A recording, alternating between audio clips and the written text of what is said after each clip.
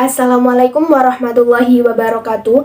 Perkenalkan, nama saya Indah Masruro, saya dari Prodi Manajemen semester 5 kelas A3. NIM saya 192010175. Saya di sini untuk memenuhi ujian akhir semester pada mata kuliah Ekonometrika yang diampun oleh Ibu Novia Arianti, SSI MPD. Jadi di sini saya akan menjelaskan tentang masalah multikolenialitas.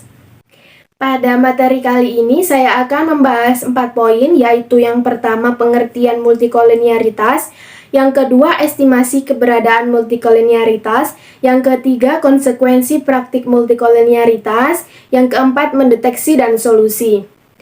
Pada poin pertama yaitu pengertian multikolenialitas, bahwa multikolenialitas adalah suatu kondisi di mana terjadi korelasi yang kuat di antara variabel-variabel bebas atau variabel X yang diikutsertakan dalam pembentukan model regresi linier. Multikolenialitas merupakan suatu kondisi yang menyalahi asumsi regresi linier. Multikolenialitas tidak mungkin terjadi pada regresi linier sederhana di mana hanya terdapat satu variabel bebas atau variabel X. Uji multikolenialitas adalah uji yang dilakukan untuk memastikan apakah di dalam sebuah regresi ada interkorelasi atau kolineritas antar variabel bebas. Pada poin yang kedua yaitu estimasi keberadaan multikolenialitas. Keberadaan multikolenialitas dapat ditemukan melalui tes korelasi antar variabel penjelas. Apabila ditemukan korelasi yang tinggi, maka salah satu variabel penjelas dilepas. Dan cara mengetahui estimasi keberadaan multikolenialitas dalam model regresi ini dengan cara yaitu yang pertama, melihat kekuatan korelasi antar variabel bebas, di mana jika korelasi antar variabel bebas lebih dari 0,8. Untuk yang kedua, melihat rentang confidence interval, di mana jika rentang confidence interval sangat lebar.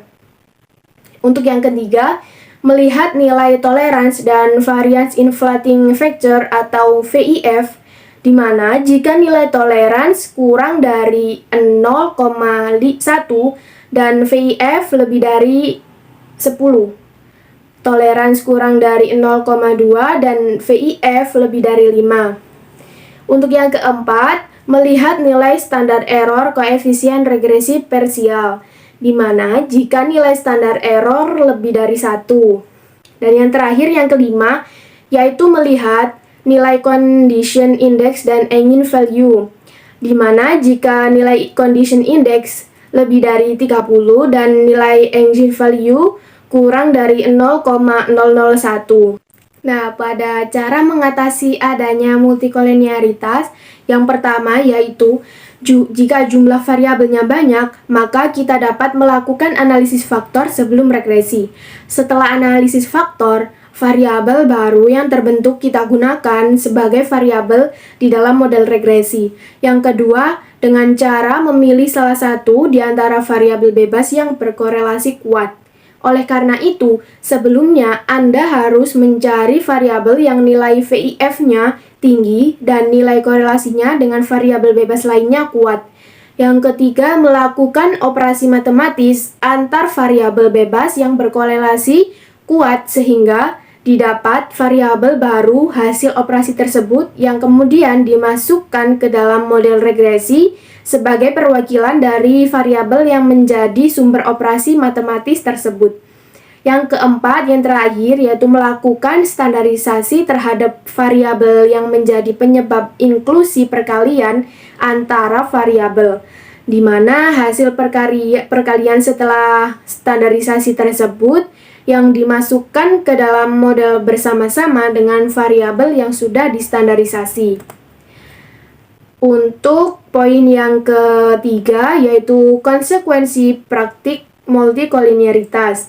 Apabila data yang dimiliki terjadi multikolenialitas sempurna atau perfect multicollinearity, maka koefisien regresi berganda tidak dapat diestimasi.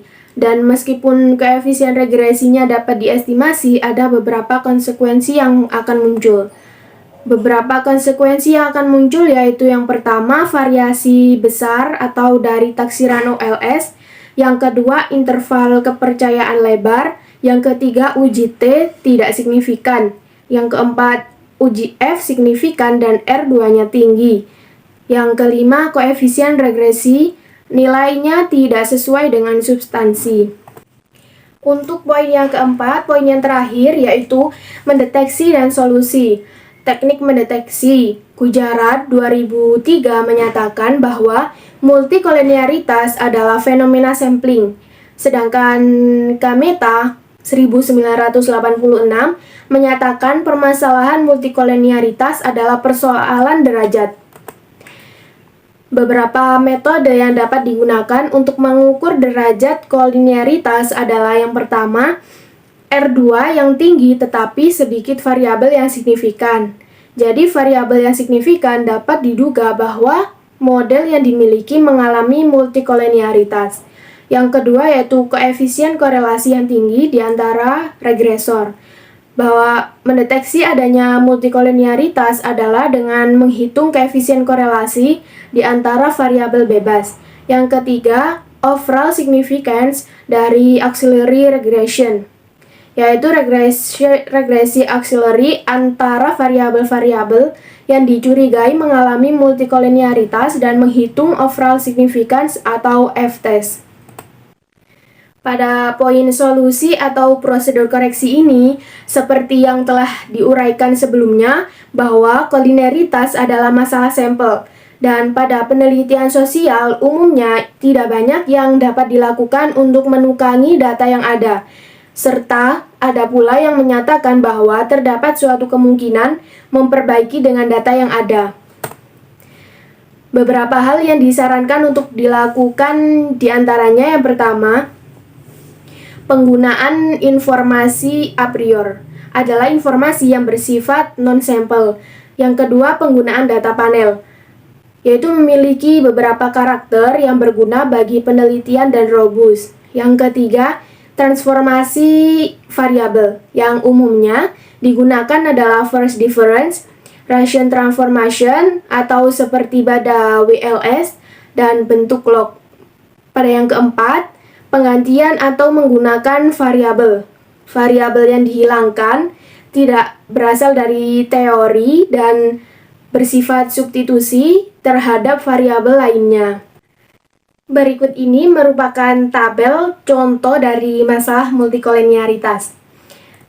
Dari slide sebelumnya sudah saya jelaskan bahwa estimasi keberadaan multikolinearitas dapat dilihat dari nilai tolerans dan variance involving factor atau VIF, yang dimana jika nilai tolerans kurang dari 0,1 dan VIF lebih dari 10, maka akan terjadi suatu masalah multikolinearitas. Jadi pada tabel yang sudah dicantumkan ini menjelaskan bahwa pada model X1 dan X2 terjadi masalah multikolinearitas karena pada nilai VIF-nya lebih dari 10, dan di sini dapat ditemukan dengan nilai sebesar 13.625.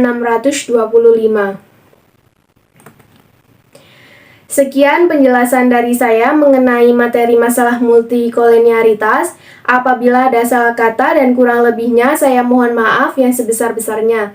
Saya akhiri, wassalamualaikum warahmatullahi wabarakatuh.